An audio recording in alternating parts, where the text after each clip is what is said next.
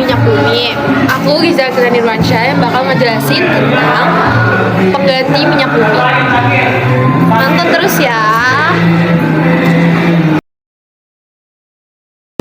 Nah, proses pengolahan minyak bumi itu terbagi menjadi 4. Nah, yang pertama itu ada cracking atau bisa disebut juga dengan perengkahan. Nah, cracking juga itu dibagi menjadi 2, yaitu thermal cracking dan catalytic cracking. Nah, cracking ini bisa menghasilkan produk yang bernilai tinggi.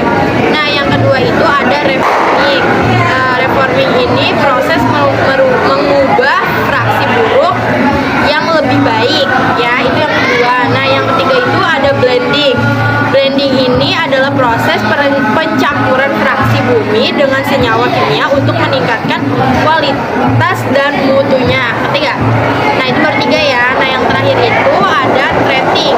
Treating itu proses pembersihan fraksi minyak bumi dari pengotor dilakukan dengan 2 metode, yaitu ekstraksi dan kristalisasi. Nah, itu ketiga. Ada yang ditanyakan? Enggak. Pengganti minyak bumi ini sifatnya nggak boleh cepat habis. Terus juga yang kedua ini harus bebas polusi. Yang ketiga ini tidak berdampak buruk bagi lingkungan. Yang terakhir itu tidak merusak alam untuk mendapatkannya. Nah, alternatif pengganti minyak bumi itu contohnya itu ada matahari, ada angin, ada air, nuklir, sama batu bara.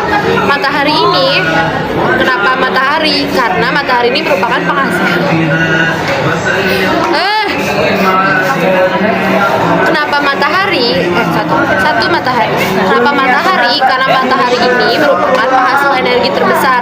Contoh pemanfaat matahari itu bisa menghasilkan energi listrik yang berasal dari cahaya matahari. Nah, yang kedua ini angin. Angin ini juga sama kayak matahari. Dia ini bisa menghasilkan listrik dengan cara memanfaatkan generator. Contohnya itu kincir angin. Yang ketiga itu air. Air ini juga bisa menghasilkan listrik kayak matahari sama angin. Yang keempat itu ada nuklir.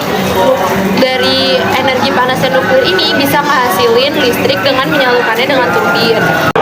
Nah, yang kelima ini ada batu bara. Batu bara ini kandungannya cukup tinggi karena di dalamnya ini terdapat hidrogen, oksigen, belerang, dan nitrogen. Batu bara ini punya 5 kelas yang mengandung karbon dan air, yaitu ada antraksit.